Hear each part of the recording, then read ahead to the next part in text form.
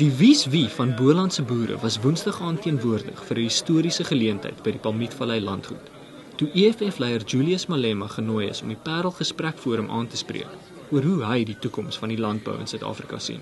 Today we have a situation where our people operate in an international competitive situation without the necessary support from the state.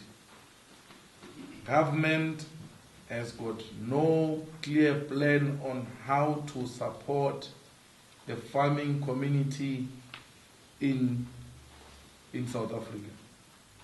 They are concentrating in mining sector because there is individual benefits for the politically connected individuals, but neglect the agriculture because the model proposed in agriculture is not that of individual benefits, but that of farm workers partnering with their bosses to continue production.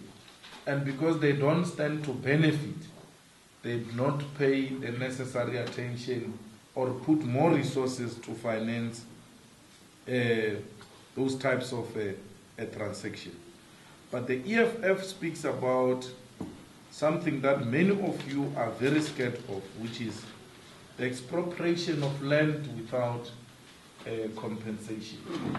Because the EFF believes that we need the most effective mechanism to redistribute the land into the hands of all South Africans.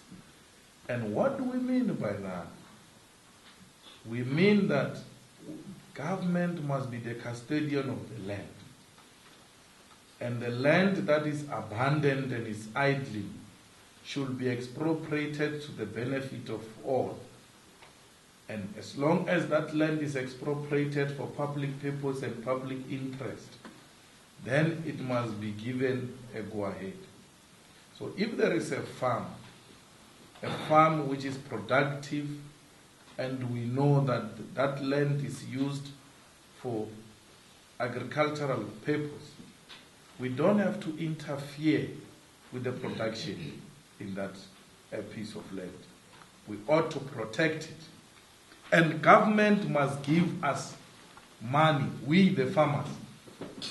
Government must sponsor us because once we have protected agriculture and we are financing it, not only are we going to create jobs, but we are also going to create food security. Because food will never go out of fashion. People are going to eat forever.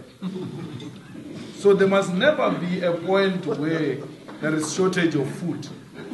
We need to guarantee our people of food at all times.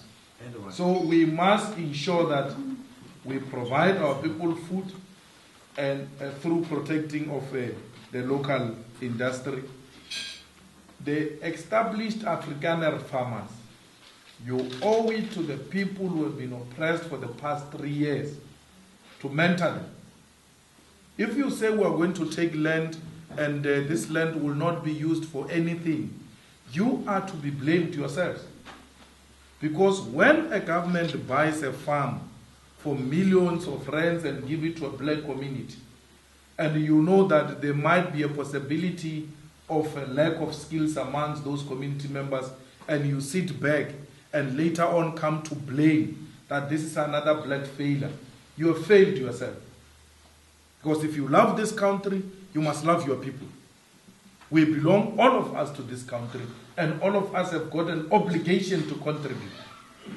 Once a government hand over a farm to a community, Afrikaner white farmers, well experienced, must immediately move closer to that community, mentor it, make sure the right things are done, volunteer your services.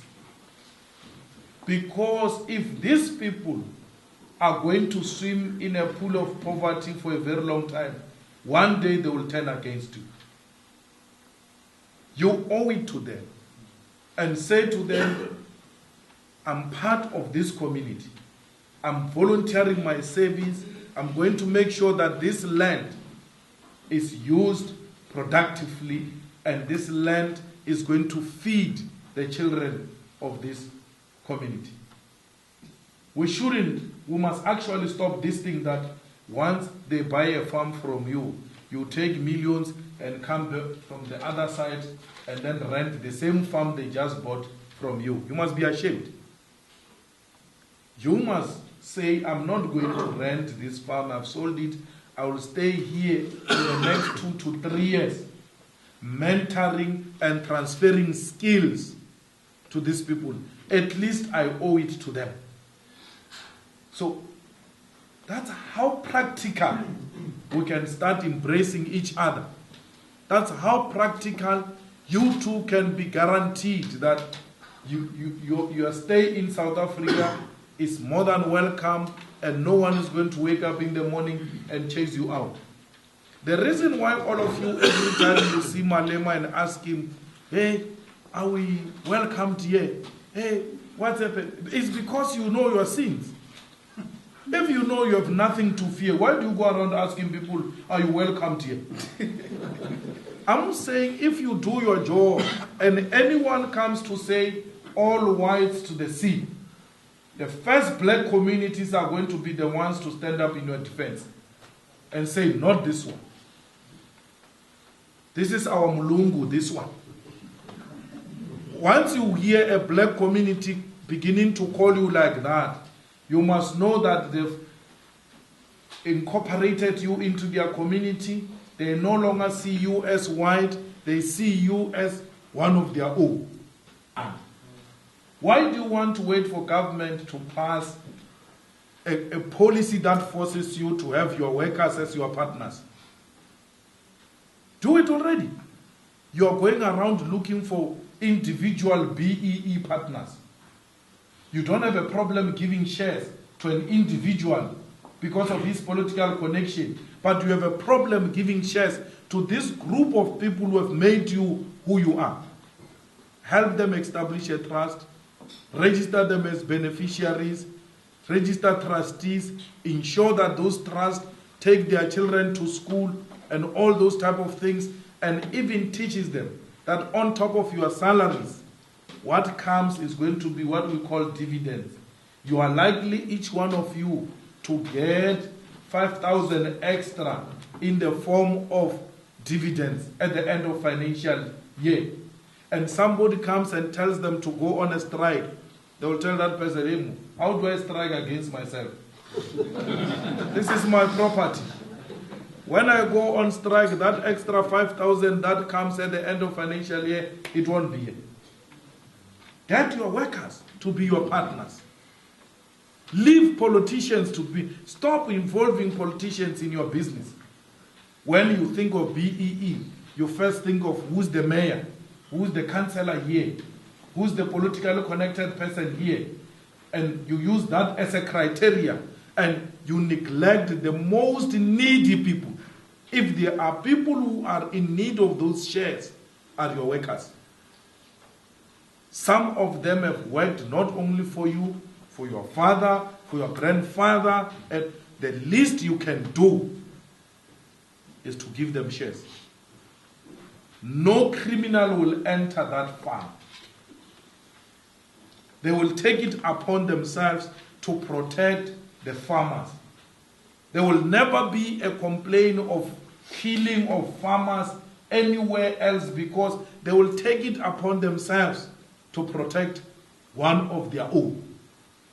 So all of us, those who stand to lose, we ought to think, what contribution can I make to change the lives of ordinary people? You can do so much, I agree. The state must protect you. The state must make sure you continue to produce so that you can take care of others. That's an EFF model. The EFF says everybody involved in agriculture will be given tractors, the seeds, and all the necessary equipment to allow production to continue. Because we believe that agriculture has got a bigger role to play in South Africa. You are on your own. As things are now, those of you who are surviving, you are surviving on your own without the state support. And we must thank you for being courageous and continue to feed us, even under these difficult conditions, without the state support. You have demonstrated that you are entrepreneurs. You've got the necessary skill. Transfer that skill so we can double production in the agriculture, and we reduce poverty, create employment, and create some opportunities for the previously disadvantaged people of South Africa. Thank you.